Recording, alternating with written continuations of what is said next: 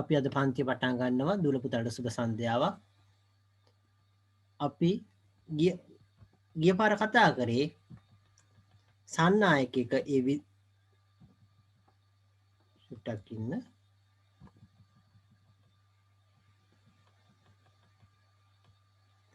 සන්නායකයක ප්‍රතිරෝධය කෙරේ බලපාන සාධක කියන එක තමයි අපි කතා කරේ ගිය පාර අන්තිමට. ඇත්තටම ඒ කොටස පොඩ්ඩක් මතක් කරලා අපි ඉස්සරහට යන්න බලාපොරොත්තු වෙනවා. සන්නායකයේ ප්‍රතිරෝධය කෙරේ බලපාන සාධක කියන කොටස අපි කතා කරා. ඒ සූත්‍රය කතා කරා. ඒ සන්නායකයක ප්‍රතිරෝධය කෙරේ බලපාන සාධක වලට සම්බන්ධව අපි සූත්‍රයක් කතා කරා. ඒ සූත්‍රය වුණේ එතකොට R සමානයි රෝ කියන අකුර. රෝ කියලා අකුරක් ඇත්තටම මේක වීදි ලාම්පුවල තියෙන ඒක වගේ. ඇත්තටම එයාගේ හැඩයක් ඇත්තටම මේක තියෙන්නේ වීදි ලාම්පුවල තියෙන ලාම්පුවට සමාන හැඩයක්. ඇත්තටම රෝ කියන අකුර. L කියන්නේ දිග කියන එක. ඒ වගේම A කියලා කිව්වේ හරස්කඩ වර්ගඵලය. මේක පොඩ්ඩක් මතක තියාගන්න. ඒක සාමාන්‍ය පෙළ විභාගවලදී මේක කෙලින්ම අහන්නේ නැහැ මේ සමීකරණය. නමුත් උසස් පෙළදී අහනවා ඇත්තටම. නමුත් ඒ සාමාන්‍ය පෙළදී ඒ බහුවර්ණ ප්‍රශ්න ආදිය විසඳනකොට මේක මතක තියාගන්න එක ඉතාම වැදගත් වෙනවා. මොකද ඒක දන්නවනම් මේ සමීකරණය ඉතාම පහසුවෙන් ඒ ප්‍රශ්න විසඳන්න පුළුවන්. ඇත්තටම බහුවර්ණ ප්‍රශ්නකදී එහෙම ආවොත් ඇත්තටම ගොඩක් වෙලාවට එහෙම එන්න තියෙන හැකියාව අඩුයි ඇත්තටම. නමුත් ඒක මතක තියාගත්තයි කියලා දැනට මතක තියාගත්තයි කියලා ඉස්සරහට එතකොට හොඳින් භාවිතා කරන්න පුළුවන්. ඒක නිසා පුළුවන් නම් මේ සමීකරණයත් මතක තියාගන්න. R සමානයි රෝ කියලා මේ කරන්නේ. රෝ කියලා අපි ඒක શબ્ද කරන්නේ රෝ L බෙදීම A කියලා තමයි. මේ සමීකරණය මතක තියාගන්න. ඒක ඉතාම වැදගත් වෙනවා. එතකොට අපි ඒ සමීකරණය භාවිතා කළා පුළුවන් කිව්වා සන්නායකයේ ප්‍රතිරෝධය කෙරේ බලපාන සාධක මොනවද කියලා කතා කරන්න. එතකොට සන්නායක කෑල්ලක් තියෙනවා නම් එතකොට ඒකේ ප්‍රතිරෝධය මොකක් මතද රඳා පවතින්නේ කියන එක අපිට මේ සමීකරණය භාවිතයෙන් කතා කරන්න පුළුවන් කියලා කිව්වා. එතකොට ඒ L කියන එක එතකොට L කියන එක අපි බැලුවොත් එහෙම length කියන එකෙන් L කියන එකේ එන්නේ මේ area කියන එකෙන්. එතකොට A කියන එක අරන් ඇවිත් තියෙන එකේ මුල් අකුරු වලින් length කියන්නේ ඒ කියන්නේ සන්නායකයේ දිග කියන එක. එතකොට සන්නායකයේ ඒ සන්නායක කැබැල්ල එතකොට දිග කියන එක. එතකොට සන්නායකයේ දිග කිව්වත් එතකොට එක එන්නේ. එතකොට සන්නායකයේ දිග කියන එක තමයි L කියන එක. එතකොට සන්නායකයේ ප්‍රතිරෝධය කෙරේ සන්නායකයේ දිග කියන එක බලපානවා. ඊළඟ එක A කියන එක ඇත්තටම සන්නායකයේ හරස්කඩ වර්ගඵලය. හරස්කඩ කියන එක ඉතාම වැදගත් වෙනවා. එතකොට හරස්කඩ කියන එක අපි කිව්වා මේ එක කොහෙන් හරි කැපුවාම මේක හරහට කැපුවාම එතන පේන මේ මූණතේ වර්ගඵලය තමයි මේ හරස්කඩ වර්ගඵලය කියලා කියන්නේ. එතකොට සන්නායකයේ දිග සන්නායකයේ හරස්කඩ වර්ගඵලය තමයි එතකොට බලපාන්නේ. ඊට අමතරව මේ රෝ කියන එක එතකොට තුනක් තියෙනවා. එතකොට R-ට බලපාන අනිත් එක තමයි මේ රෝ කියන එක. රෝ කියන එක මොකක්ද මතද තීරණය වෙන්නේ? සන්නායකයේ හැදිලා තියෙන ද්‍රව්‍ය මත. එතකොට මේ රෝ කියන එක වෙනස් වෙන්නේ. එතකොට එකම ද්‍රව්‍යයක් නම් අපි හිතුවදින් තඹ කම්බියක් නම් තඹ කම්බියක රෝ කියන්නේ එකයි. එතකොට තඹ කම්බියකින් හැදිච්ච සන්නායක අපි ඒ අතර මොන හරි සම්බන්ධයක් හොයනකොට රෝ කියන එක ඒ අවස්ථාවලදී එකම අගයක් වෙනවා. එතකොට අපි හිතුවතින් තඹ කම්බියකුයි ඇල්මිනියම් කම්බියකුයි අතර සංසන්ධනය කරනකොට ඒ අවස්ථාවේදී රෝ කියන එක තඹ වලට එක අගයක්, ඒ වගේම ඇල්මිනියම් වලට එක අගයක් වෙන. එතකොට ඒවා මම කලින් කිව්වා වගේ ඒ ප්‍රතිරෝධය වලට ඒක සම්බන්ධ වෙන. එතකොට ඒක ඒ සන්නායකයේ හැදිලා තියෙන ද්‍රව්‍ය. එතකොට සන්නායකයේ හැදිලා තියෙන ද්‍රව්‍ය මත ඒ ප්‍රතිරෝධය සන්නායකයේ ප්‍රතිරෝධය වෙනස් වෙනවා. ඒක අපි පෙන්눔 කරන්නේ මේ රෝ කියන ඒ ද්‍රව්‍යයේ විද්‍යුත් සන්නායකතාවය අපි ඒක ඒ ද්‍රව්‍ය මත වෙනස් වෙන දෙයක් එතකොට ඒ ද්‍රව්‍ය මත වෙනස් වෙන දෙයක් තමයි එතකොට රෝ කියලා අපි දක්වන්නේ. එතකොට සන්නායකයේ හැදිලා තියෙන ද්‍රව්‍ය මත මේ රෝ කියන එක වෙනස් වෙනවා. එතකොට ඒ කියන්නේ ප්‍රතිරෝධය කියන එකත් ඒක අනුව වෙනස් වෙනවා. ඒක නිසා මේ සමීකරණය භාවිතා කරලා දූල පුතාලට පුළුවන් මේ තුනම මතක තියාගන්න. සන්නායකයේ දිග, සන්නායකයේ හරස්කඩ වර්ගඵලය, ඊළඟට මේ සන්නායකයේ හැදිලා තියෙන ද්‍රව්‍ය. ඒක නිසා ඒ තුන හොඳින් මතක තියාගන්න. ඒක ඉතාම වැදගත් වෙනවා. එතකොට මේ සමීකරණය මතක තියාගෙන ඒක තුලින් ඒ ද්‍රව්‍ය තුන මතක කරන්න මතක තියාගන්න. ඒක ඉතා වැදගත් වෙයි. අපි අන්තිමට කතා කර හිටියේ මේ ක්‍රියාකාරකම 19.4 කියන එක තමයි අපි අන්තිමට කතා කරේ. මේකෙදී මේ 19.4 කියන ක්‍රියාකාරකම එතකොට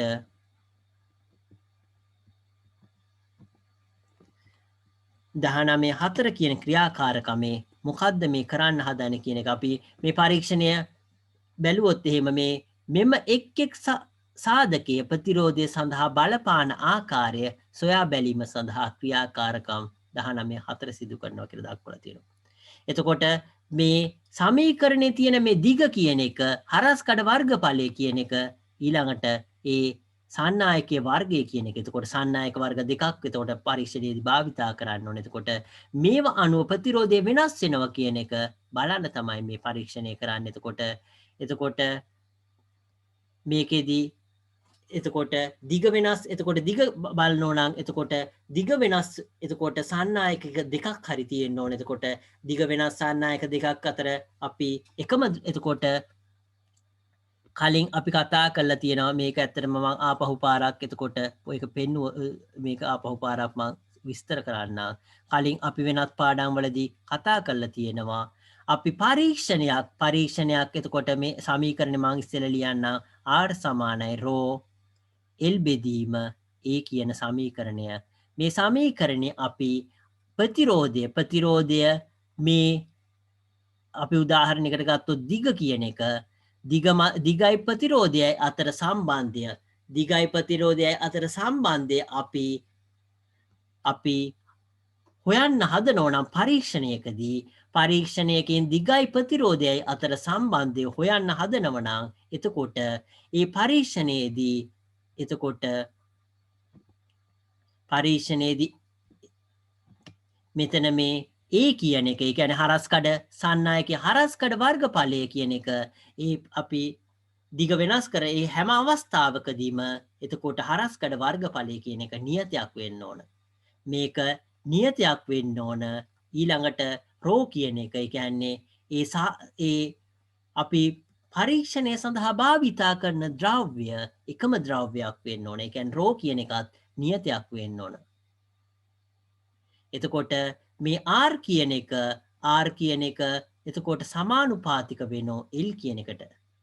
එතකොට L කියන එක වෙනස් වෙනවා නම් L දිග වැඩි වෙනවා නම් ප්‍රතිරෝධය වැඩි වෙනවා. දිග අඩු වෙනවා නම් ප්‍රතිරෝධය අඩු වෙනවා. එතකොට අපි පරීක්ෂණයක් කරනකොට දිග වෙනස් එතකොට අපි හිතුවොත් කම්බියක් අරගෙන ඒ කම්බියයි එක කම්බියක් ඊළඟට ඒ වගේ දෙගුණයක් දිග කම්බියක් අරගෙන ප්‍රතිරෝධය බැන්නොත් එහෙම එතකොට මේකෙදි ප්‍රතිරෝධය දෙගුණයක් වෙනවා කියලා පෙන්වුවාම අපිට ප්‍රතිරෝධය එතකොට දිග අනුව වෙනස් වෙනවා කියලා ඔප්පු කරන්න පුළුවන්. එතකොට ඒ වගේ පරීක්ෂණයකදී මම කලින් කිව්වා වගේ අනිත් සාධක නියත වෙන්න ඕන. ඒ කියන්නේ පරීක්ෂණ මේ අවස්ථාවේදී මේ ගන්න සාම්පල අපි හිතුවොත් සාම්පල දෙකක් පරීක්ෂා කරනවා කියලා. ඒ කියන්නේ දිග මීටරයක් කිව්වොත් අපි හිතුවොත් මීටරයක් දිග කම්බි දෙකක් පරීක්ෂා මීටරයක් දිගයි මීටර දෙකක් දිගයි කම්බි පරීක්ෂා කරනවා කියලා කිව්වොත් එහෙම එතකොට ඒ කම්බිය හැදිලා තියෙන ද්‍රව්‍ය වෙනස්. ඒ කියන්නේ කම්බිය හැදිලා තියෙන ද්‍රව්‍ය තඹ නම් අනිත් කම්බිය හැදිලා තියෙන්නත් ඕන තඹ වලින්. එතකොට මේ රෝ කියන ඒ කියන්නේ කම්බිය සෑදිලා තියෙන ද්‍රව්‍ය නියතයක් වෙනවා. ඒ වගේම ඒ කම්බියේ හරස්කඩ වර්ගඵලය කියන එකත් නියතයක් වෙන්න ඕනේ. කියන්නේ කම්බියේ මහත කියන එක පළවෙනි අවස්ථාවේ දෙවෙනි අවස්ථාවේ එකම මහතින් යුත් කම්බි භාවිතා කරන්න ඕනේ. එතකොට අපිට පුළුවන් මේ පරීක්ෂණයකින් මේ ප්‍රතිරෝධය මේ සන්නායකයේ දිගට අණුව වෙනස් වෙනවා කියලා පෙන්වුම් කරන්න. ඒ වගේම අනිත් ඒවත් එහෙමයි. මේක රෝ කියන එක අපි රෝ කියන එක අනුව ඒ ප්‍රතිරෝධය වෙනස් වෙනවා කියලා පෙන්වන්න ඕන නම් එතකොට දූල පුතාලට එතකොට තේරෙනවා ඒ අවස්ථාවේදී එකම දිගයි එකම හරස් කඩ වර්ගඵලයයි තියෙන දිගයි එකම හරස් කඩ වර්ගඵලයයි තියෙන වෙනස් කම්බි දෙකක් භාවිතා කරන්න වෙනවා.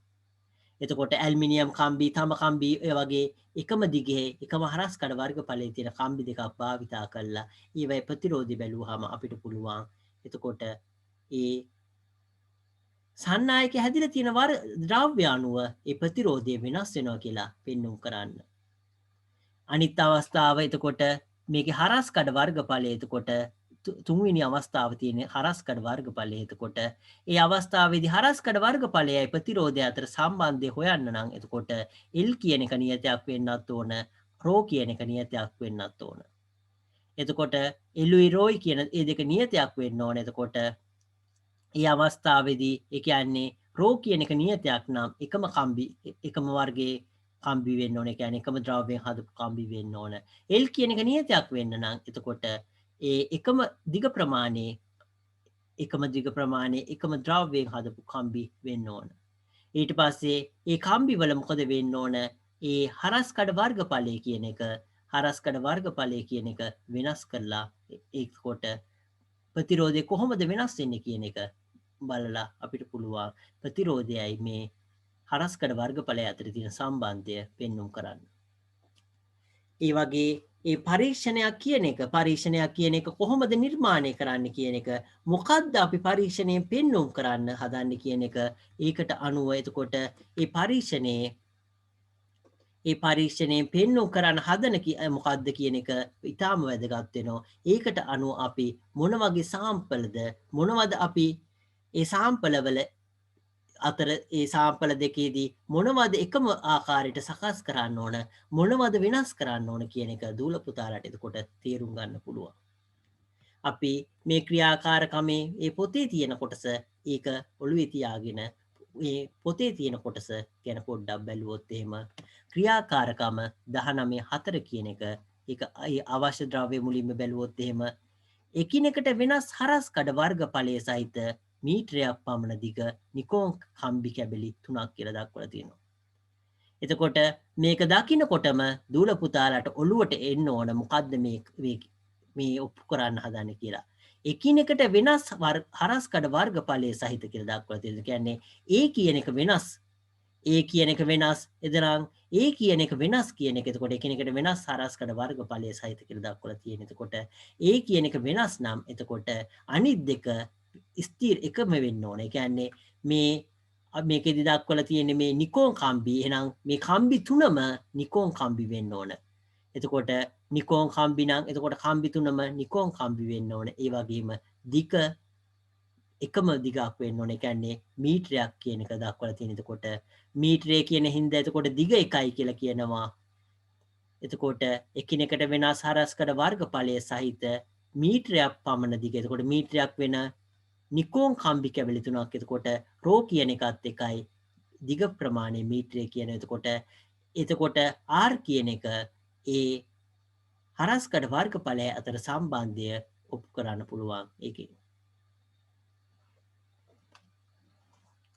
අපි ළඟට කොටස බැලුවොත් එහෙම වඩාත්ම සිහින් නිකෝන් කම්බියේ දිග සහ හරස්කඩ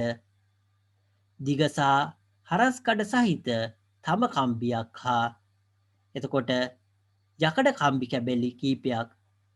එතකොට මේකෙදි මොකද්ද කරන්න කියන එක ඊළඟ අවස්ථාව බැලුවොත් එහෙම වඩාත් සිහින් නිකෝන් කම්බිය. එතකොට නිකෝන් කම්බියක් තියෙනවා. ඒ කම්බියේ දිග සහ හරස්කඩ සහිත තම කම්බියක්. එතකොට නිකෝන් කම්බියට සමානයි. නිකෝන් කම්බියට දිගත් සමානයි. හරස්කඩත් සමානයි. මොකද්ද වෙනස් වෙලා තියෙන්නේ? කම්බිය හදලා තියෙන ද්‍රව්‍ය. එතකොට ඒ ප්‍රතිරෝධය කියන එක සන්නායක ප්‍රතිරෝධය කියන එක කම්බිය හදලා තියෙන ද්‍රව්‍ය මතත් වෙනස් වෙනවා කියලා කතා කරා. එහෙනම් එතකොට ඒක සම්බන්ධය හොයන්න නම් එතකොට කම්බියේ දිගයි හරස්කඩ වර්ගඵලයයි කියන දෙක නියතයක් වෙන්න ඕන. එතකොට මේකෙදි මේ දක්වලා තියෙන ඒ කොටස ඇත්තටම වඩාත්ම සිහින් නිකෝන් කම්බියේ දිග සහ හරස්කඩ සහිත කියලා දක්වලා තියෙනවා. එතකොට මේ දිගයි හරස්කඩයි කියන එක සමාන වෙනවා වෙන තඹ ඒ කියන්නේ ඒ ද්‍රව්‍ය වෙනස් වෙලා තියෙන තඹ කම්බියක් මෙතන තියෙන නිකෝන් කම්බියක් එතකොට ද්‍රව්‍ය වෙනස් වෙලා තියෙනවා ඊට අමතරව යකඩ කම්බි එතකොට තඹ කම්බියක් තියෙනවා එතකොට නිකෝන් කම්බියක් තියෙනවා එතකොට ඒකිනුත් එතකොට රෝ කියන එක වෙනස් වෙලා තියෙනවා එතකොට ඒක මතක තියාගන්න එතකොට ඊළඟට යකඩ කම්බි කියලා කීපයක් දක්වලා තියෙන එතකොට යකඩ කියන එකත් එතකොට ඒ රෝ කියන එක වෙනස් වෙලා තියෙනවා ඊළඟ බැලුවොත් එහෙම වියලි කෝෂ දෙකක් අවශ්‍ය වෙනවා එතකොට වියලි කෝෂ දෙකක් ඇමීටරයක් අවශ්‍යයි කියලා දක්වලා තියෙන එතකොට වියලි කෝෂ දෙකක් ඇමීටරයක් ඊළඟට ස්විච්යක් දක්වලා තියෙනවා 1 මීටර පමණ දිග 20 සෙන්ටිමීටර පමණ පළල් ලෑල්ලක් කියලා දක්වලා තියෙනවා. එතකොට මේ පරීක්ෂණයේදී මේ කරන්න හදන්නේ මොකද්ද කියන එක ඇත්තටම මේකෙදී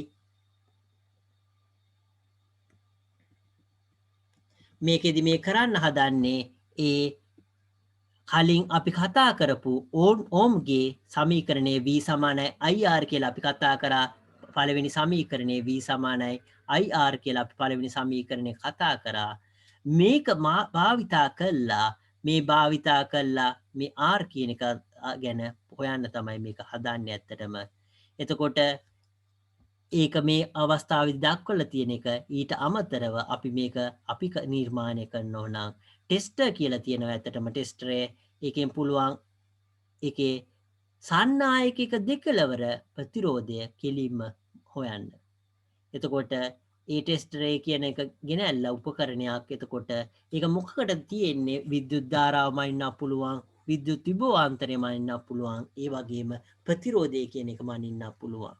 එතකොට අපි මේ ප්‍රතිරෝධය මනින්න පුළුවන් ඒ උපකරණය ගෙනල්ලා මේකෙදී මේ සන්නායකයේ දෙකලවර ප්‍රතිරෝධය මැන්නහම අපිට පුළුවන් ඒකෙන් හොයන්න පුළුවන් මේ ප්‍රතිරෝධය වෙනස්ම වෙන්නේ කොහොමද කියන එක.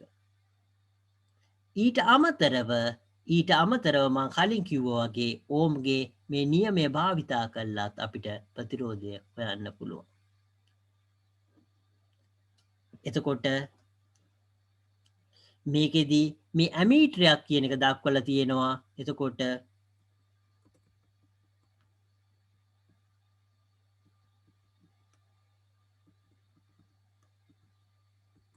මේකෙදී එතකොට වියලි කෝෂ දෙකක් කියලා දක්වලා තියෙනවා. එතකොට වියලි කෝෂ දෙකක් දක්වලා තියෙනවා. ඇමීටරයක් ඊළඟට ස්විච් එකක් දක්වලා තියෙනවා. එතකොට ඇමීටරයක් භාවිතා කරනකොට දූල පුතාලට තේරුම් ගන්න පුළුවන්. එතකොට විද්‍යුත් ධාරාවක් මේ කම්බි හරහා ගමන් කරන්න සලස්වලා තමයි මේ පරීක්ෂණය කරන්න හදන්නේ කියලා. ඒක දූල පුතාලට තේරුම් ගන්න පුළුවන්. ආපහු අපි ඉතිරි කොටස බැලුවොත් එහෙම සපයාගත් ද්‍රව්‍ය භාවිතයෙන් 19 රූපේ පරිදි පරිපථය සකස් කරගන්න කියලා දක්වලා තියෙනවා. එතකොට මේ අපි ළඟ තියෙන ඒ ද්‍රව්‍ය භාවිතා කළා මේ ආකාරයේ පරිපථයක් සකස් කරගන්න කියලා තමයි දක්වන්නේ. එක් සන්නායකයේ දෙකලවර සඳහා x අගය තබමින් x අග්‍රය තබමින් ගලා යන ධාරාව සටහන් කරගන්න කියලා දක්වලා තියෙනවා. එතකොට මේකෙදී මේ කරන්න හදන්නේ මොකද්ද? මේ අවස්ථාවේදී මේක කරන්න හදන්නේ මොකද්ද? මේ පරීක්ෂණයේදී මේවා එතකොට මේ පරීක්ෂණයේදී මොකද්ද කරන්න හදන්නේ? එක අග්‍රයක් සේරම එක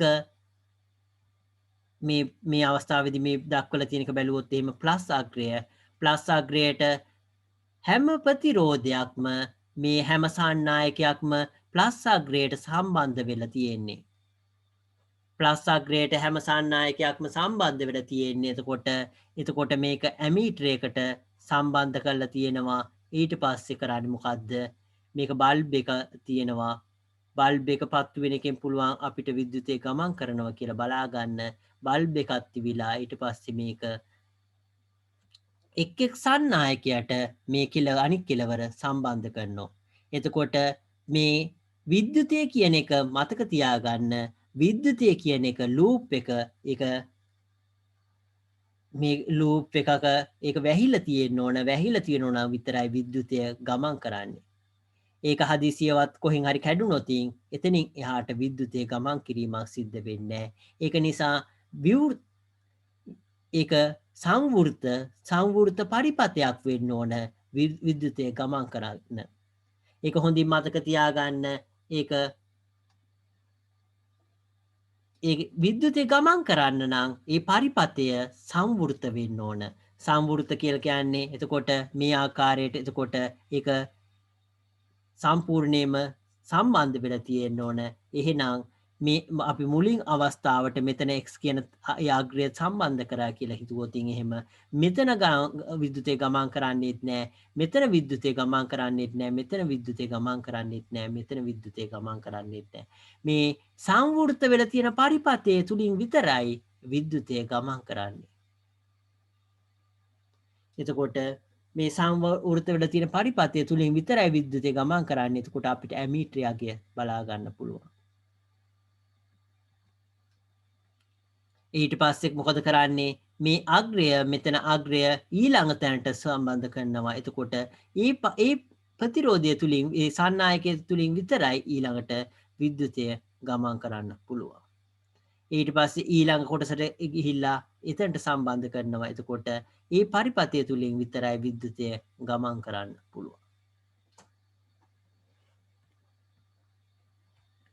එතකොට අපි ඒ කොටස ආපහු බැලුවොත් එහෙම මොකද්ද මේකෙන් අපිට ලබා ගන්න පුළුවන් කොටස මේ ප්‍රතිඵලය කියන එක ඊළඟට බලනවා ඇත්තටම.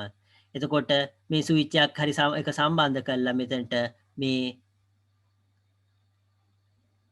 විද්‍යුත් ඒ කම්බියකින් සම්බන්ධ කරලා බැටරි කෑලි සම්බන්ධ කරලා ඇමීටරයක් සම්බන්ධ කරලා ඊට පස්සේ ලයිට් එක සම්බන්ධ කරලා තියෙනවා.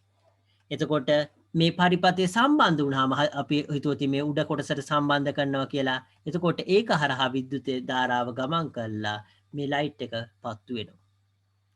එතකොට ඇමීටරයෙන් පුළුවන් කොච්චර ධාරාවක් ගලාගෙන යනවද කියලා හොයාගන්න.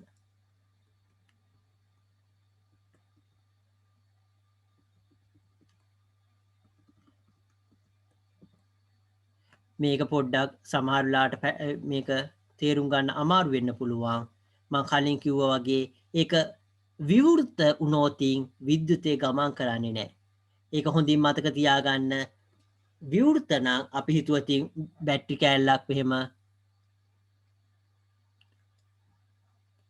බැටරි කෑල්ලක් තියෙනවා. මේක බැටරි කෑල්ලක් මෙහෙම තියුණයි කියලා විද්‍යුත් ධාරාවක් ගලාගෙන යන්නේ. අපි මේකට කම්බි කෑල්ලක් හයි කරලා ඇමීටරයක් හයි කරලා මේක අනිත් අග්‍රයට සම්බන්ධ කරාම එතකොට මේ පරිපතය බැලුවොත් එහෙම ඒක සංවෘතයි.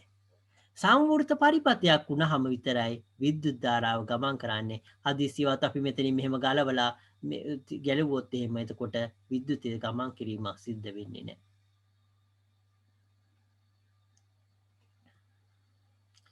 ඒක භාවිතා කරලා තමයි මේ පරීක්ෂණය සම්බන්ධ කරලා තියෙන්නේ. එතකොට ඒකාග්‍රයක් විතරක් සම්බන්ධ උනායි කියලා විද්‍යුතය ගමන් කරන්නේ. එතකොට ඒකාග්‍රයක් විතරක් සම්බන්ධ කරලා එතකොට අනිත් අග්‍රය මොකද්ද කරන්නේ? එක අග්‍රයක් විතරක් සම්බන්ධ කරලා තියෙනවා. එතකොට අනිත් අග්‍ර වලින් ඒක සම්බන්ධ කරන අග්‍රයට විතරයි විද්‍යුතය ධාරාව ගමන් කරන්නේ. අනිත් අග්‍ර හරහා විද්‍යුත් ධාරාවක් ගමන් කරන්නේ නැහැ. ඊට පස්සේ අපිට පුළුවන් මේකෙන් එක එක තෝරනකොට ඒ සම්බන්ධ කරන අග්‍රය හරහා පමණයි විද්‍යුත් ධාරාවක් ගමන් කරන්නේ.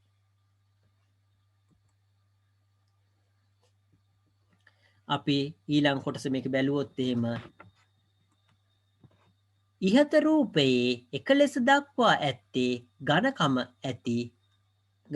වැඩි නිකෝන් කම්බිය කියලා දක්වලා තියෙනකොට මේකෙදී මේ එක කියලා දක්වලා තියෙන්නේ ඝනකම වැඩි නිකෝන් කම්බිය කියලා දක්වලා තියෙනවා.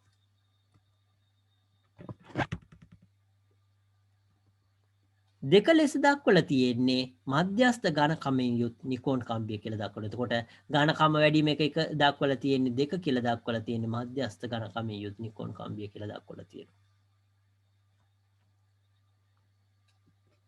ඊළඟ එක බැලුවොත් එහෙම හතර ලෙස දක්වලා තියෙන්නේ සිහින් තම කම්බිය කියලා දක්වලා තියෙනවා. එතකොට මේකෙදි දූල පුතාලා මේක දැක්ක හැටිය එතකොට මේක දිග ප්‍රමාණය එකයි කියලා තේරෙනවා. ඇත්තටම මේකෙදි මේ දිග ප්‍රමාණය කියන එක එකයි කියලා දැක්වෙනවා. මේකෙදි මේ තුන්වෙනි එක හතරවෙනි එක පස්වෙනි එක ඒවා දිග ප්‍රමාණය එකයි කියලා දැක්කහම තේරෙනවා. එතකොට තුන්වෙනි එක කියන එක සිහින් නිකෝන් කම්බිය, හතරවෙනි එක තඹ කම්බිය, ඊළඟට පස්වෙනි එක එතකොට පස්වෙනි එක දක්වලා තියෙන යකඩ කම්බිය. එතකොට තුන්වෙනි එක නිකෝන් කම්බිය, හතරවෙනි එක තඹ කම්බිය, පස්වෙනි එක යකඩ කම්බිය. මේ කලින් අවස්ථාවේ මේ 19 කියන රූපේ එතකොට මේක තමයි ඒ දක්වලා තියුනේ. එතකොට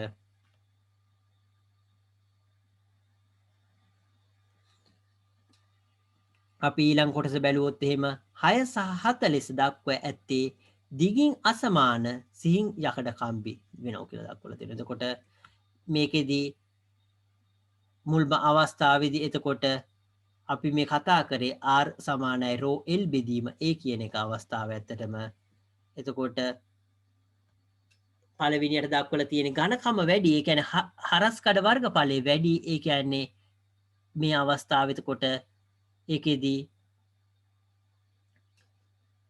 රෝ කියන එකයි එල් කියන එකයි එතකොට ඒව නියත වෙන්න ඕනේ. එතකොට ඒක නිසා ඊළඟට දක්වලා තියෙන අවස්ථාව බැලුවොත් එහෙම ඊළඟට දක්වලා තියෙන එක බැලුවොත් එහෙම දෙක ලෙස දක්වා ඇත්තේ මධ්‍යස්ථ ඝනකමින් යුත් නිකෝන් කම්බිය කියලා දක්වලා තියෙනවා. එතකොට පළවෙනි එකයි දෙවෙනි එකයි අතර එතකොට ඒකේ ඝනකම වෙනස් කියන එක ඝනකම වෙනස් වෙනවා. එතකොට පළවෙනි අවස්ථාවයි දෙවෙනි අවස්ථාවයි. ඊළඟට 6 සහ 7 ලෙස දක්වා ඇත්තේ දිගින් අසමාන සිහින් යකඩ කම්බි වෙනවා කියලා දක්වලා තියෙනවා. එතකොට 6යි 7යි කියන කොටස බැලුවොත් එහෙම 6යි 7යි අතර ඒ දිග ප්‍රමාණය වෙනස් වෙලා තියෙනවා. එතකොට දිග ප්‍රමාණය වෙනස්. එතකොට සිහින් යකඩ කම්බි තමයි 6යි 7යි විදිහට දක්වලා තියෙන්නේ.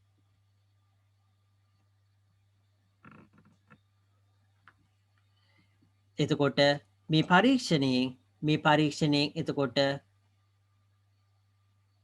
4 5 6 සහ 7 අවස්ථා සඳහා යොදා ගන්නා ලද කම්බිවල හරස්කඩ වර්ගඵලය එක සමාන විය යුතුයි කියලා දක්වලා තියෙනවා. එතකොට 4 5 6 සහ 7 කියන අවස්ථාව එතකොට 4 5 6 සහ 7 කියන අවස්ථාව එතකොට ඒ අවස්ථා තුනේදී එතකොට ඒ අවස්ථාවලදී භාවිතා කරන කම්බිවල එතකොට හරස්කඩ වර්ගඵලය කියන එක හා සමාන වෙන්න ඕන කියලා දක්වලා තියෙනවා.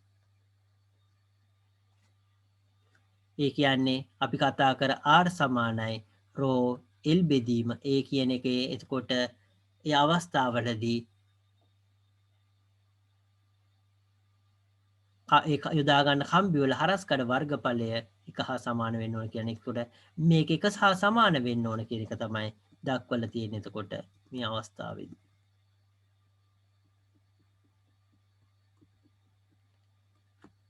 දිග හිම වෙනස් වෙලා තියෙනවා. එතකොට සමහර අවස්ථාවලදී එතකොට 4 5 6 කියන අවස්ථා ටික 6 7 කියන අවස්ථාවල ඒ දිග වෙනස් වෙලා තියෙනවා.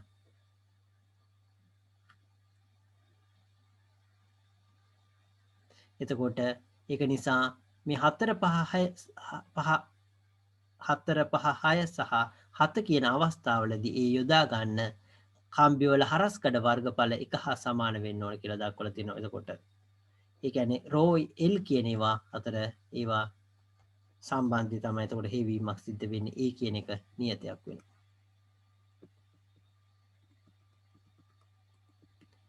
ඊළඟ කොටස බැලුවොත් එහෙම මෙතනට නිකන් දූල පුතාලට ප්‍රශ්න තියෙනවද? ප්‍රශ්න තියෙනවා අහන්න පුළුවන්. පොඩ්ඩක් ඒක තේරුම් ගන්න සමහරලාට පොඩ්ඩක් අමාරු වෙන්න පුළුවන්. ඇත්තට මෙතන මොන හරි ප්‍රශ්නයක් තියෙනවා අහන්න පුළුවන්.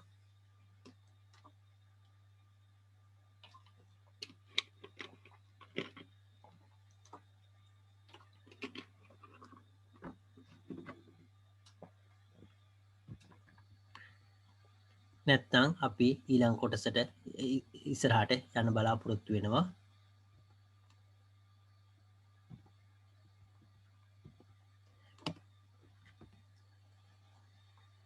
අපි මේකේ පාඨාංක මේකේ පරීක්ෂණේ මොනවද වෙන්නේ කියන එක තමයි ඊළඟට කතා කරන්න බලාපොරොත්තු වෙන්නේ.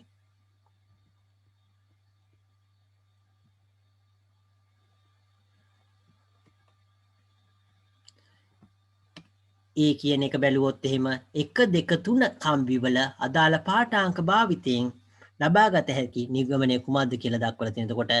එතකොට 1 2 3 කියන කම්බිය එතකොට ඒකේ වෙනස් වෙලා තියෙන්නේ දිග එකයි රෝ කියන එකයි මේ දෙක එකයි. ඇත්තටම මේ පළවෙනි A කියන අවස්ථාවේදී එක නියතයක් හරස්කඩ වර්ගඵලය විතරයි වෙනස් වෙලා තියෙන්නේ. එතකොට R කියන එක එතකොට ඒක හරස්කඩ වර්ගඵලයට ප්‍රතිලෝමව සමානුපාතික වෙනවා කියලා තුල පුතාලට බලා ගන්න පුළුවන්. එතකොට මේක තමයි මේ පරීක්ෂණයේ මේ 1 2 3 කියන ඒ කම්බි වලින් බලා ගන්න පුළුවන්. එතකොට නිරීක්ෂණය. ඊළඟ එක බැලුවොත් එහෙම 3 4 5 කියන අවස්ථාවලදී මොකද්ද ලබා ගන්න පුළුවන් නිරීක්ෂණය කියන එක. එතකොට ඒ අවස්ථාවලදී 3 4 5 කියන අවස්ථාව බැලුවොත් එහෙම ඒකෙදී එතකොට කම්බි වර්ගය 3ේදී බැලුවොත් එහෙම නිකෝන් කම්බියක් 4 කියන එක තඹ කම්බියක් 5 කියන එක යකඩ කම්බියක්. එතකොට 3 4 5 කියන අවස්ථාව බැලුවොත් එහෙම කම්බි වර්ගය වෙනස් වෙලා තියෙන්නේ. කම්බි වර්ගය වෙනස් වෙලා තියෙන්නේ කියන්නේ එතකොට ඒකෙදී ඒ අවස්ථාවේදී L කියන එකයි A කියන එකයි මේක නියතයක් වෙනවා. එතකොට R කියන එක සමානුපාතික වෙනවා. එතකොට ඒ කම්බිය හැදිච්ච ද්‍රව්‍යයට එතකොට R සමානුපාතිකයි රෝ කියලා කියන්න පුළුවන්. ඊළඟ අවස්ථාව බැලුවොත් එහෙම 5 6 7 යන කම්බි වලට අදාළ පාඨාංක අනුව ඔබට කුමක් කිව හැකිද කියලා දක්වලා තියෙනවා. එතකොට මේ අවස්ථාවේදී මොකද්ද වෙන්නේ? මේ අවස්ථාවේදී මොකද්ද වෙන්නේ? එතකොට දිග වෙනස් වෙන්නේ. එතකොට මේ අවස්ථාවේදී R සමානයි රෝ L බෙදීම A කියන එකෙන් එතකොට L කියන එක තමයි එතකොට සම්බන්ධය බලන්නේ. එතකොට R L අතර සම්බන්ධය බලන්නේ. එහෙනම් රෝ කියන එකයි A කියන එකයි මේ දෙක නියතයක් වෙන්න ඕන. එතකොට මේ අවස්ථාවේදී දිගයි එතකොට සන්නායකයේ දිගයි ප්‍රතිරෝධය අතර සම්බන්ධය තමයි අපි බලන්නේ. ඊළඟ එක බැලුවොත් එහෙම ක්‍රියාකාරකම එතකොට 19:4ට අනුව එක් අවස්ථාවේදී පරිපථය තුලින් ගලන ධාරාව එකිනෙකට වෙනස් බව පැහැදිලි වෙනවා කියලා දක්වලා තියෙනවා. එතකොට ක්‍රියාකාරකම 19:4 කියන මේ කලින් ඒ ක්‍රියාකාරකමට අනුව එක් අවස්ථාවේදී පරිපථය තුලින් ගලන ධාරාව එකිනෙකට වෙනස් වෙනයි කියලා දක්වලා තියෙනවා.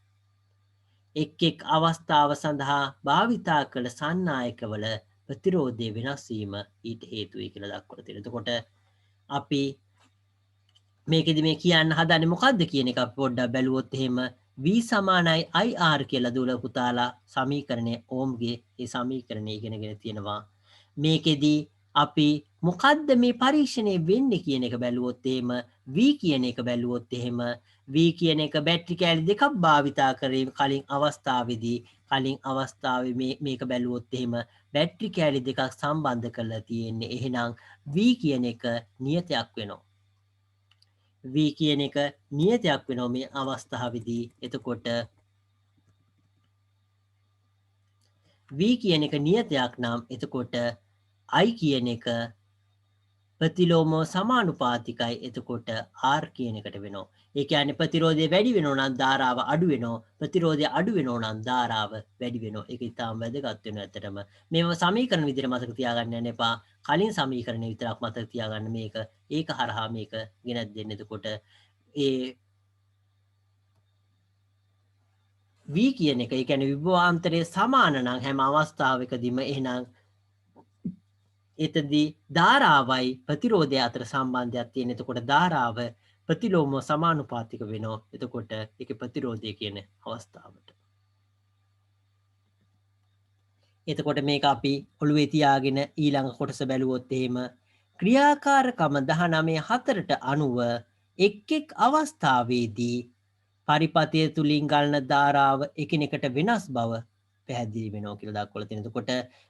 එතකොට මේක ඔළුවේ තියෙනවා නම් දූල පුතාලගේ එතනම් ධාරාව ප්‍රතිරෝධය අනුව වෙනස් වෙන්න ඕන.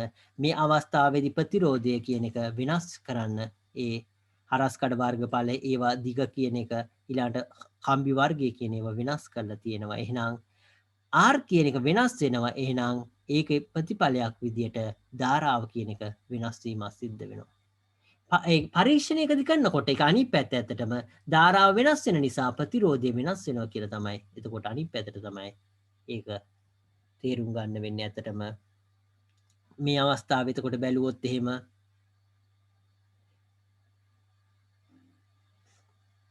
19.4ට අනුව එක් එක් අවස්ථාවේදී පරිපථය තුලින් ගලන ධාරාව එකිනෙකට වෙනස් බව පැහැදිලි කියලා දක්වලා තියෙනවා.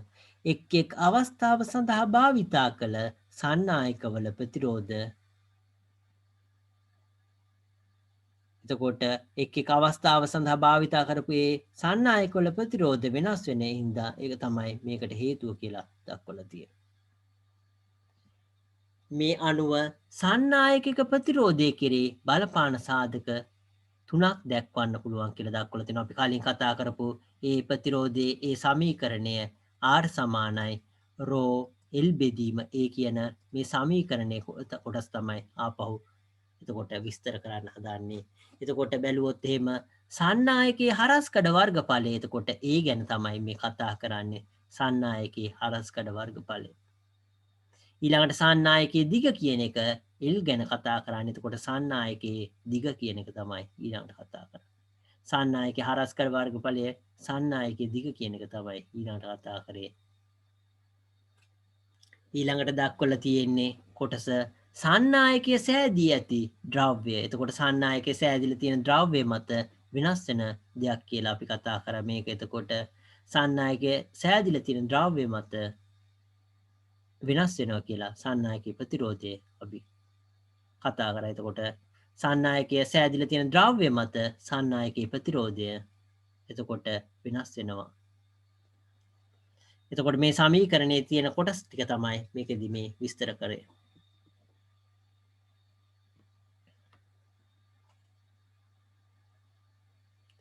එතකොට මේ කොටස මේ එක එක ප්‍රතිරෝධය සඳහා බලපාන ආකාරය පහතින් දැක්වෙනවා කියලා දක්වලා තියෙනවා. එතකොට මේ කොටස ඇත්තටම මතක තියාගන්න අවශ්‍ය නැහැ. ඇත්තටම මේ සමීකරණය අපි කතා කරපු මේ සමීකරණය මතක නම් දූල පුතාලට ඒක මතක තියාගන්න පුළුවන්. ඒක නිසා මේ කොටස මතක තියාගන්න අවශ්‍ය නැහැ. නමුත් මොකද්ද කියන්නේ කියන එක පොඩ්ඩක් තේරුම් ගන්න බලමු ඒ කොටස. එතකොට මේකෙදි මේ R ගැන කතා කරන්නේ. එතකොට ඒ සන්නායකයේ එතකොට ප්‍රතිරෝධය ගැන කතා කරන්න හදන්නේ. එතකොට සන්නායකයේ හරස්කඩ වර්ගඵලය වැඩි වන විට ප්‍රතිරෝධය අඩු වෙනවා. එතකොට සන්නායකයේ හරස්කඩ වර්ගඵලය කියන්නේ මේ පල්ලෙහා තියෙන එක වැඩි වෙනවා නම් මොකද වෙන්නේ? එතකොට දූල පුතාලා අපි උදාහරණයක් විදිහට ගත්තොත් කියන එක R කියන එක එතකොට නියති කියන එක අපි එක විදිහට ගත්තොත් එතකොට පල්ලෙහා තියෙන A කියන එක එතකොට මේ මම A කියන එක එහෙමම ලියන්න සමානුපාතික විදිහට. එතකොට R සමානුපාතික වෙනෝ එක බෙදීම A කියන එක. එතකොට අපි මේකෙදී A කියන එක අපි හිතුවොතින් 10 කියන එකයි අනිත් එක 100 කියන එකයි බැලුවොත් එහෙම. එතකොට R කියන එක අපි ඒකේ සමානුපාතික නියති මොකක් හරි k හරි මොකක් හරි දැම්මොත් එහෙම එතකොට බෙදීම a කියන එක එනවා. එතකොට a කියන එක මේ අවස්ථාවේදී 10ක් වෙනවා. අනිත් අවස්ථාවේදී මේක වෙන්නේ r කියන එක k බෙදීම 100ක් වෙනවා. එතකොට a කියන අගය වැඩි නම් එතකොට අපි k කියන එක උදාහරණයක් 1යි කියලා කිව්වොත් එහෙම ඕනනම් ඒක එතකොට මේ පල්ලෙහා තියෙන මේ a කියන අගය වැඩි වෙනකොට මොකද වෙන්නේ? ප්‍රතිරෝධය කියන එක අඩුවීමක් සිද්ධ වෙනවා. ඒ වගේම පල්ලෙහා තියෙන මේ a කියන අගය අඩු වෙනකොට ප්‍රතිරෝධය වැඩිවීමක් සිද්ධ වෙනවා. ඒක නිසා දූල පුතාලට මේ සමීකරණේ a කියන එකයි r කියන එකයි a කියන එක වැඩි වෙනකොට r කියන එක අඩු වෙනවා. a කියන එක අඩු වෙනකොට r කියන එක වැඩි වෙනවා කියන එක ඒක හොඳින් මතක තියාගන්න. ඒ කියන්නේ හරය මත තියෙන නිසා මේ එක ලවය උඩ නෙවෙයි තියෙන්නේ ඇත්තටම හරය උඩ. එහෙනම් එතකොට හරය තියෙන්නේ එතකොට හරය තියෙන නිසා එතකොට ඒක වැඩි වෙනවා නම් එතකොට r කියන එක අඩු වෙනවා එතකොට. ඒ වගේම ඒ හරය මත තියෙන මේ හරස්කඩ වර්ගඵලය මේ සමීකරණයේ තියෙන මේ a කියන එක මේක වැඩි වෙනවා නම් එතකොට r කියන එක අඩු වෙනවා නම් මේක r කියන එක වැඩිවීමක් සිද්ධ වෙනවා. ප්‍රතිවිරුද්ධව සමානුපාතික වෙයි. මේකට අපි කියනවා ප්‍රතිලෝමව සමානුපාතික වෙනවයි කියලා. ඇත්තටම එතකොට ඒ කියන්නේ වැඩි වෙනකොට අඩු වෙනවා වැඩි වෙනවා. එතකොට ඒක අඩු වෙනකොට වැඩි වෙනවා අඩු වෙනවා. එතකොට ඒක හොඳින් මතක තියාගන්න. ඒක තමයි මේ දක්වලා තියෙන්නේ. එතකොට සන්නායකයේ හරස්කඩ වර්ගඵලයේ වැඩි වෙන විට ප්‍රතිරෝධය අඩු වෙනවා කියලා දක්වලා තියෙන එක ඇත්තටම. excuse me sir ඒක ආයි පාරක් කියලා දෙන්න පුළුවන්ද? ඕකේ මම ඒක ආපහු පාරක් මේව කරන්න. මේ චුට්ටක් ඉන්න white board එකේ මම දාන්න.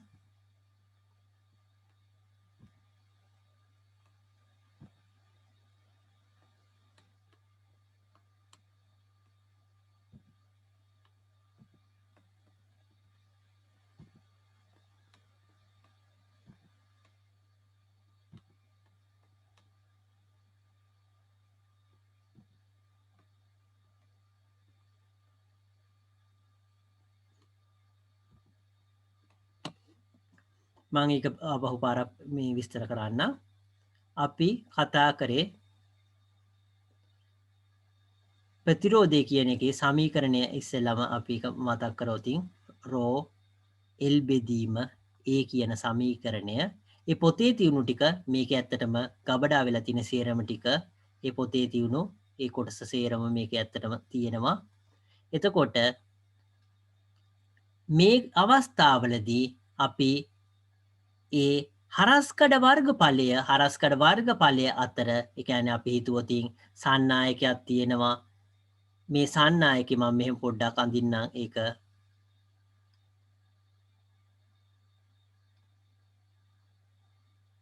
මේ සන්නායකේ එක සන්නායකයක් ඒකට දිගින් සමාන වෙන්න ඕන අනිත් සන්නායකය. එතකොට ඒකේ හරස්කඩ වර්ගඵලය විශාලයි.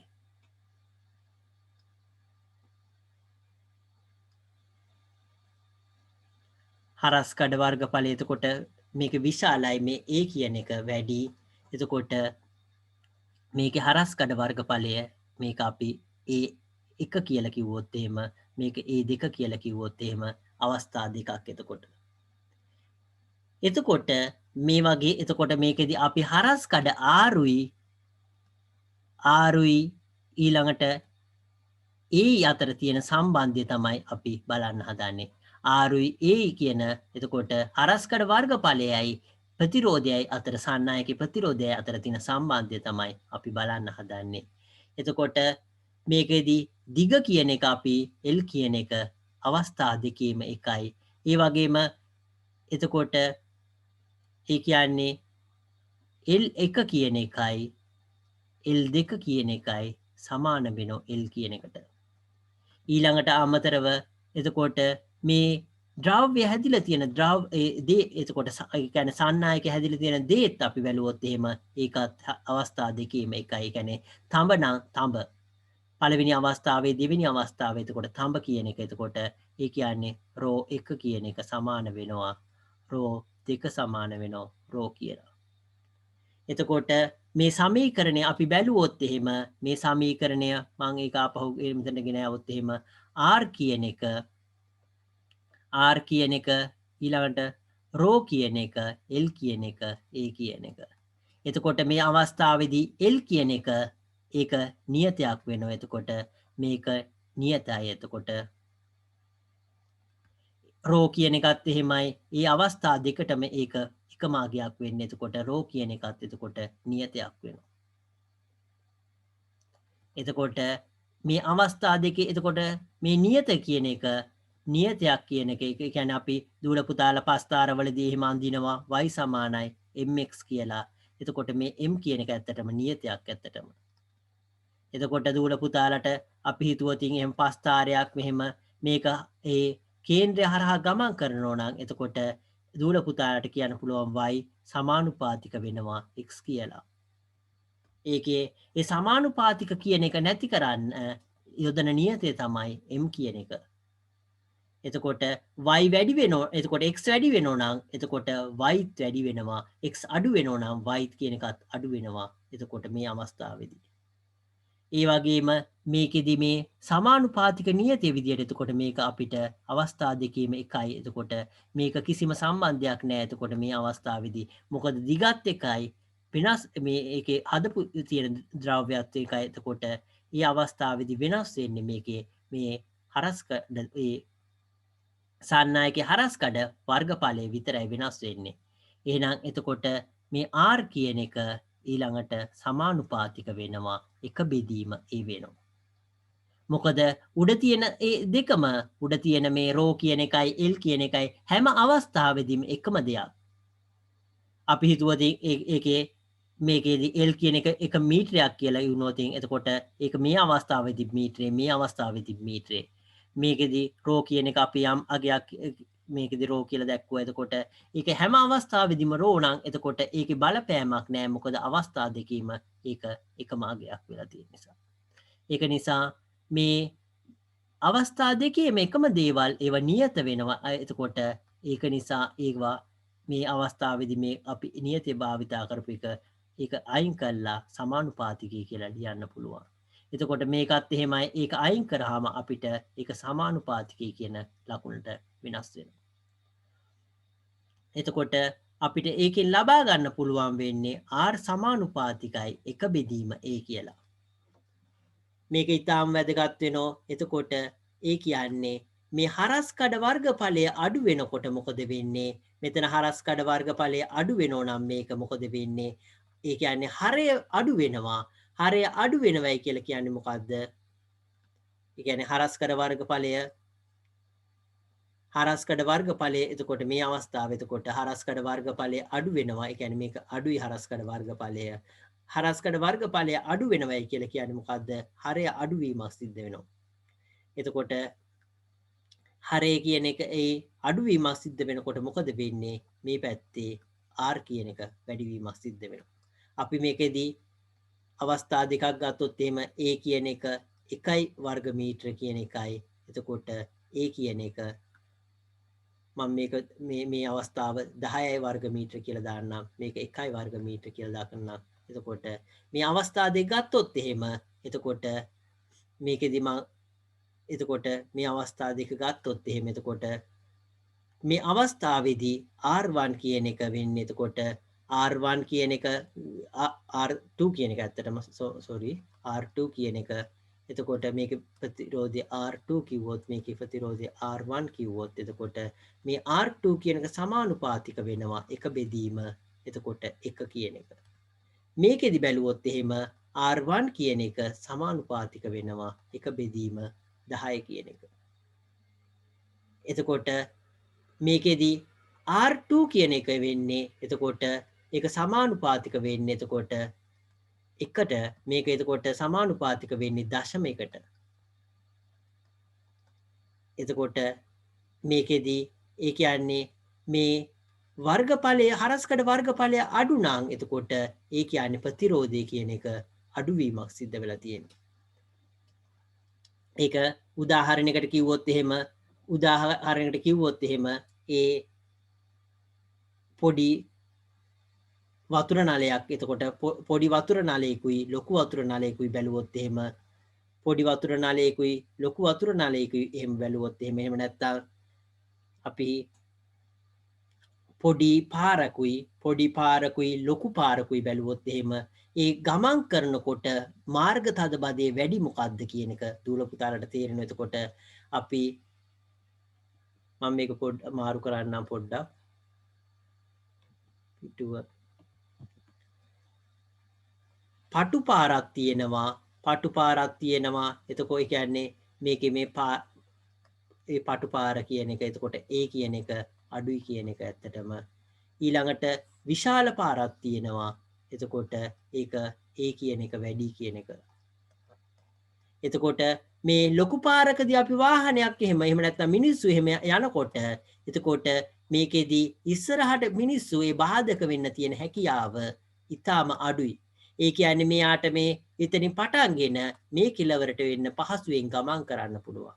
ඒකට සාපේක්ෂව මේක ගත්තොත් එහෙම මෙතනින් මිනිස්සෙක් මෙහෙම යනකොට මෙතනින් තව මිනිස්සෙක් එනවා ඇත්තටම එතකොට තව මිනිස්සෙක් එනකොට මේ වගේ අයින්ට වෙන්න තියෙන ඉඩ ප්‍රමාණයක් නෑ ඇත්තටම මේකෙදි නම් මෙතන මිනිස්සෙක් යනකොට තව මිනිස්සෙක් මේ පැත්තට වෙලා අයින්ට වෙන්න පුළුවන් මේ පැත්තට වෙලා මෙහෙම අයින්ට වෙන්න පුළුවන් එතකොට හැපෙන්න තියෙන හැකියාව අඩු වෙනවා මේකෙදි එහෙම අයින්ට වෙන්න තියෙන ඉඩක් නෑ එතකොට එහෙනම් එතකොට එක්කෙනෙක් බොහොම අමාරුවෙන් මාරුවීමක් සිද්ධ වෙනවා එතකොට මේ බාධාවක් එතකොට අන් එකකින් ගමන් කරනකොට මෙතන ඉඳන් මෙතනට ගමන් කරනකොට විවිධ මිනිස්සු මූණට එහෙම හම්බ වෙනවා එතකොට මෙයාට කෙලින් මෙහෙතට ගමන් කරන්න දුවන්න බෑ ඇත්තටම ඒක නම් ඒක පහු කළා බොහොම අමාරුවෙන් තමයි මෙතනට යන්න වෙන්නේ මේකෙදි මේ මිනිස්සයාට මෙතන ඉඳන් කෙලින්ම මෙතනට නිකන් දුවන්න පුළුවන් අනිත් මිනිස්සුන්ට මේ පැත්තකට වෙන්න තියෙන ඉඩ ප්‍රමාණය වැඩි වෙනවා ඒක තමයි වෙන්නේ ඇත්තටම විද්‍යුතයේදීත් එහෙමයි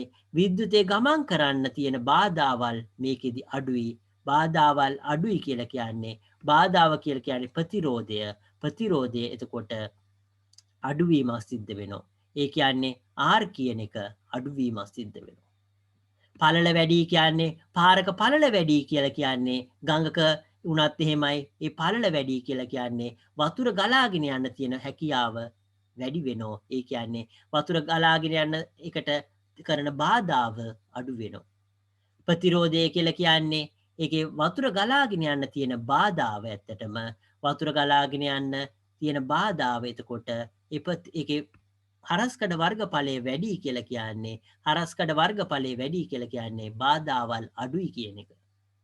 හරස්කඩ වර්ගඵලය අඩුයි කියලා කියන්නේ හරස්කඩ වර්ගඵලය අඩුයි කියලා කියන්නේ බාධාවල් වැඩි කියන එක. ඒක එතකොට මම කලින් කිව්වා වගේ පටු පාරක් නම් එතකොට එක එක්කෙනා ඉස්සරහට යන්න තව කට්ටිය හම්බ වෙලා අපිට දුවලා එහෙම යන්න පුළුවන් කමක් නැහැ. එතකොට අනිත් මිනිස්සුන්ගේ හැපෙනවා ඇත්තටම. එතකොට ඒ හරස්කඩ වර්ගඵලය අඩුයි කියලා කියන්නේ එතකොට බාධාවල් එතකොට වැඩි. ඒක තමයි මේ ප්‍රතිරෝධය කියලා කියන්නේ ඒ විද්‍යුතේ ගමන් කරන්න තියෙන බාධාව. ප්‍රතිරෝධය කියලා කියන්නේ. එතකොට හරස්කඩ වර්ගඵලය වැඩි නම් එතකොට ප්‍රතිරෝධය අඩු වෙනවා. ඒ කියන්නේ ඒ පළල පාරක් වගේ එතකොට දුවන්න හදනකොට තව කට්ටිය ඉස්සරහට එන්නේ නැහැ. එතකොට Tamanට ඕන විදියට ස්පීඩ් එකකින් දුවන්න පුළුවන්. එතකොට ඒ වගේ අවස්ථාවක් වුණොත් එතකොට බාධාවල් අඩුයි. එතකොට බාධාවල් කියලා කියන්නේ ප්‍රතිරෝධය අඩු වෙනවා. ඒක තමයි අනිත් කලින් අවස්ථාවේදී ඒ දක්වලා තිබුණේ අපි ඊළඟ එකක් බැලුවොත් එහෙම R සමානයි ρ L බෙදීම ඒ කියන සමීකරණයේ ඊළඟ එකක් බැලුවොත් එහෙම මේකෙදී අපි L ගැන කතා කරනවා නම් අනිත් දෙක මේ දෙක නියතයක් වෙන්න ඕන. එතකොට R කියන එක මොකද වෙන්න ඕන? L ට සමානුපාතික වෙන්න ඕන.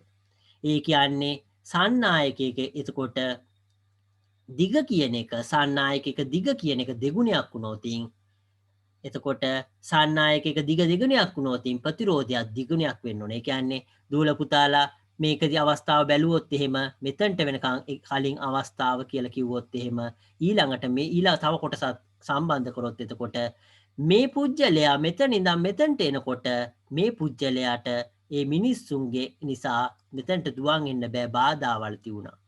මේක දෙගුණයක් කරොත් එතකොට මේ මාර්ගයේ දිග ප්‍රමාණය දෙගුණයක් කරොත් මොකද වෙන්නේ? ඒ බාධාවල් ප්‍රමාණයක් දෙගුණයක් වෙනවා. එතකොට ඒ මාර්ගය දිගුණයක් වෙනවා කියලා කියන්නේ මාර්ගයේ ඉස්සරහට යන්න තියෙන ඒ බාධාවල් ප්‍රමාණය කලින් තියුණු ප්‍රමාණය ඒ විදිහටම තියෙනවා.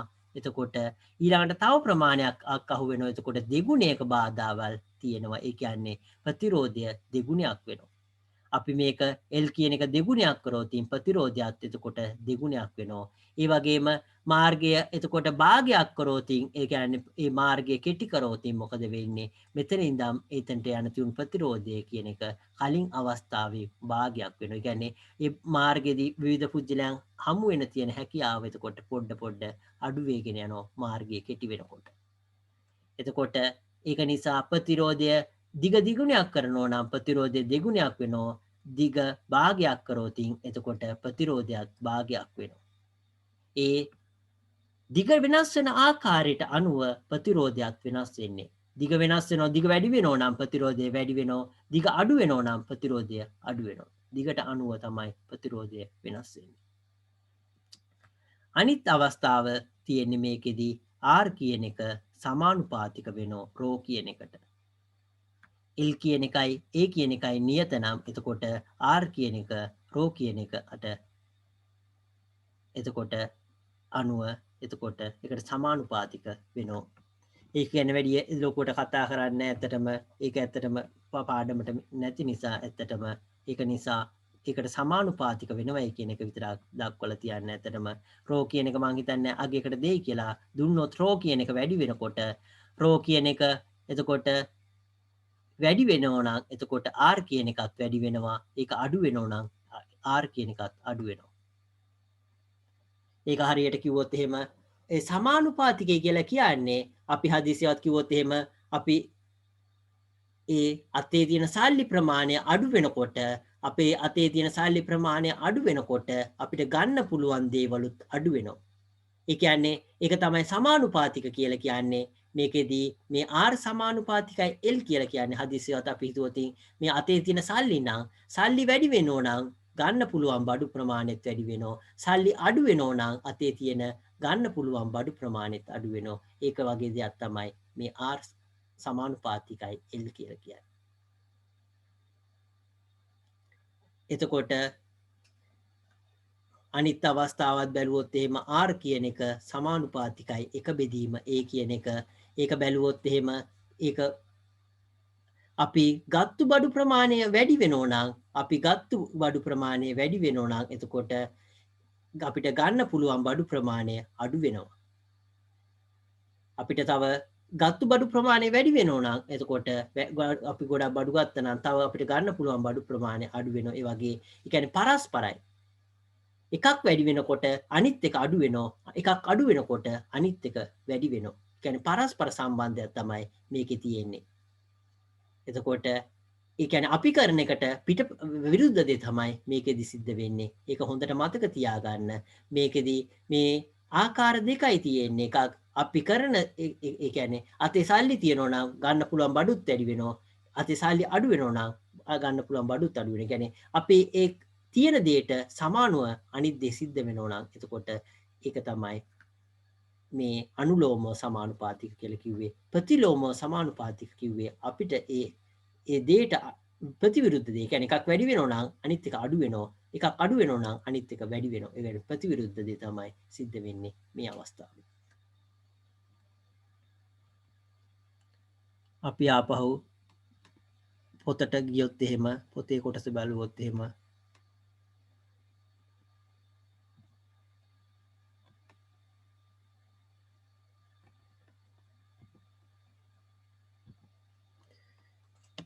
මේකෙදී මේ දක්වලා තියුණු කොටස එතකොට සන්නායකේ හරස්කඩ වර්ගඵලය වැඩි වෙන විට සන්නායකේ හරස්කඩ වර්ගඵලය එතකොට සන්නායක හරස්කඩ වර්ගඵලය වැඩි වෙනකොට ප්‍රතිරෝධය අඩු වෙයි කියලා කිව්වේ ඒක තමයි මම කලින් කිව්වා වගේ. එතකොට ඒ අපි කරන දෙයට ප්‍රතිවිරුද්ධ දේ කියන්නේ ඒ සන්නායක හරස්කඩ වර්ගඵලය වැඩි වෙනවා නම් මම එක විදිහකට විස්තර කරේ. එතකොට මේ මාර්ගය එතකොට පළල් වෙනවා නම් එතකොට ඒකට ගමනාගමනයට තියෙන බාධක අඩු වෙනවා. ඒ කියන්නේ ප්‍රතිරෝධය කියන්නේ බාධක. ඇත්තටම ප්‍රතිරෝධය කියලා කියන්නේ බාධකයි කියන එක ඇත්තටම. එතකොට ඒ ගමනාගමනයට තියෙන බාධක අඩු වෙනවා. ඊළඟට සන්නායකයේ දිග වැඩි වෙනකොට ඒ කියන්නේ සන්නායකයේ දිග වැඩි වෙනකොට ප්‍රතිරෝධය වැඩි වෙනවා කියලා අපි කතා කරා. ඒ කියන්නේ එක දිගකදී තියෙන බාධාව එක පාරකදී තියෙන බාධාව ඒ පාර තව දෙගුණයක් කරොත් දෙගුණයක් වෙනවා. එහෙම නැත්නම් ඒක භාගයක් කරොත් ඒ පාරේ තියෙන බාධා ප්‍රමාණය ඒ භාගයක් වෙනවා. ඒ කියන්නේ මොකක් හරි අපි හිතුව ට්‍රැෆික් එකකදී අපි ඒ එක්තරා ප්‍රමාණයක් එක්තරා දිගක් අපි ඒක වගේ ට්‍රැෆික් තියෙනවා නම් එක වගේ ට්‍රැෆික් එකක් තියෙනවා නම් එක්තරා දිග ප්‍රමාණයක් ගමන් කරන්න ගත වෙන කාලය ඒක භාගයක් යන්න ගත වෙන කාලය බැලුවොත් එහෙම ඒ භාගයක් වෙනවා. ඒක දෙගුණයක් අපි ට්‍රැෆික් එකේ ගමන් කරන්න ගියොත් එහෙම එතකොට ඒ කාලය දෙගුණයක් වෙනවා. ඒ වගේ දෙයක් තමයි මේක. එතකොට ඒක දිග වැඩි වෙනවා නම් ඒක ට්‍රැෆික් එක වැඩි වෙනවා. ඒ වගේ තමයි ප්‍රතිරෝධය කියන එකත් වැඩි වෙනවා මේ අවස්ථාවේ. ඊළඟ එක අවස්ථාව තමයි එක හා සමාන දිග සමාන හරස්කඩ වර්ගඵලය සහිත වෙනස් ලෝහ වලින් සෑදූ කම්බි දෙකකට එකම විභවාන්තරය ලබා දුන්නද සන්නායකයක දුන්නද සන්නායක දෙක තුලින් ගලන ධාරාව අසමාන වෙනවා. එතකොට ඒකට හේතුව ලෝහ දෙකේ ප්‍රතිරෝධකතාවය කියලා දක්වලා තියෙනවා. මේ ප්‍රතිරෝධකතාවය කියන එක තමයි මම රෝ කියන එකෙන් දැක්ුවේ. විද්‍යුත් ප්‍රතිරෝධකතාවය කියන එක තමයි මේ රෝ කියලා දැක්ුවේ.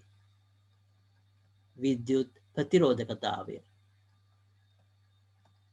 ප්‍රතිරෝධකතාවය කියලා කෙලින්ම ලියන එක හොඳ වෙයි. අතර මෙහෙම නොත් එතකොට ප්‍රතිරෝධකතාවය කියලා මතක තියාගන්න. ප්‍රතිරෝධකතාවය කියන එක තමයි මේ රෝ කියන එකෙන් දැක්ුවේ. එතකොට ඒකට එතකොට සන්නායකය වෙනස් වෙනවා නම් එතකොට සන්නායකය වෙනස් වෙනවා නම් එතකොට ඒකෙදී ඒ එකම විද්‍යුත් විභවාන්තරය දුන්නත් ඒක ප්‍රතිරෝධය වෙනස් වෙනවා කියලා මේ දක්වලා තියෙන. එතකොට ඒ ප්‍රතිරෝධය කියන එක එකම වෙනස් වෙනවා. ඇත්තටම ඒ සන්නායක වෙනස් වුණාම ඒක මොකද ප්‍රතිරෝධකතාවය කියන එක වෙනස් වෙන නිසා. ඒක උදාහරණයකට කිව්වොත් එහෙම එක්තරා පාරකදී අපි ඒ ත්‍රිවිල් එකකින් යන්න තියෙන බැලුවා එකයි වාහනකින් යන්න බැලුවයි බස් එක යන්න පුළුවන් අවස්ථාවයි බැලුවොත් එහෙම ඒ ට්‍රැෆික් එක කියන එක වෙනස් වෙනවා. ඒක තමයි මේ කතා කරන්නේ. එතකොට ඒ යන වාහනේ ඒ කියන්නේ මේ අවස්ථාවේදී භාවිතා කරන සන්නායකය වෙනස් වෙනවා නම් එතකොට ඒක යන්න ගත වෙන කාලය වෙනස් වෙනවා. කියන්නේ ප්‍රතිරෝධය කියන එකත් එතකොට වෙනස් වෙනවා. ඒක නිසා කලින් අවස්ථාවේදී අපි කතා කරපු R සමානයි රෝ L බෙදීම ඒ කියන්නේ සමීකරණේ මේ රෝ කියන එක ප්‍රතිරෝධකතාවය කියලා මතක තියාගන්න එක වැදගත් වේ. ප්‍රතිරෝධකතාවය කියලා මතක තියාගන්න එක වැදගත් වෙයි. එතකොට මේ සමීකරණය කියන එක සම්පූර්ණයෙන්ම දූල පුතාලට එතකොට තේරුම් ගන්න පුළුවන් මේකෙදි මේ ප්‍රතිරෝධකතාවය කියන එක දක්වලා තියෙන නිසා. අපි ඉතුරු ටික ඊළඟ දවසේ කතා කරන්න බලාපොරොත්තු වෙනවා. මේකෙදී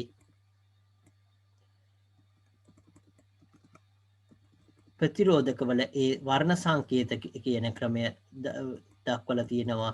දූල පුතාලා දේ දුන්නේ පාට මතක නම් ප්‍රශ්නයක් නෑ. මතක නැත්නම් මම කලින් කිව්වා ඒ මොන හරි ඒ ක්‍රමයක් තියෙනවා නම් ඒක මතක කරගන්න බලන්න. නැත්නම් අපි මොකක් හරි ක්‍රමයක් භාවිතා කරමු. ඒක මතක තියාගන්න. ඇත්තටම ඒක ඉතාම වැදගත් වෙනවා. මේ ප්‍රතිරෝධකවල වර්ණ තියෙන්නේ දේ දුන්නේ වර්ණ පිළිවෙලට. ඇත්තටම දේ දුන්නේ වර්ණ මතක නම් මේක ලොකු දෙයක් නෙවෙයි. ඇත්තටම ඒ ප්‍රතිරෝධකයක කලර් කෝඩ් කියලා කියන්නේ කලර් කෝඩ් කියවන එක ලොකු දෙයක් නෙවෙයි. ඇත්තටම දේ දුන්නේ වර්ණ මතක නම් ඇත්තටම ඒ පිළිවෙලට තියෙන්නේ ඒක නිසා වර්ණ දේ දුන්නේ වර්ණ මතක තියාගෙන තියෙනවා නම් ඇත්තටම ඒක කමක් නැහැ. මතක නැත්නම් අපි වෙන ක්‍රමයක් බලමු මතක තියාගන්න. අදට පාඩම මෙතනින් අවසන් කරනවා. මොනවා හරි ප්‍රශ්න තියෙනවා නම් අහන්න පුළුවන්. නැත්නම් අදට පාඩම මෙතනින් අවසන් කරනවා.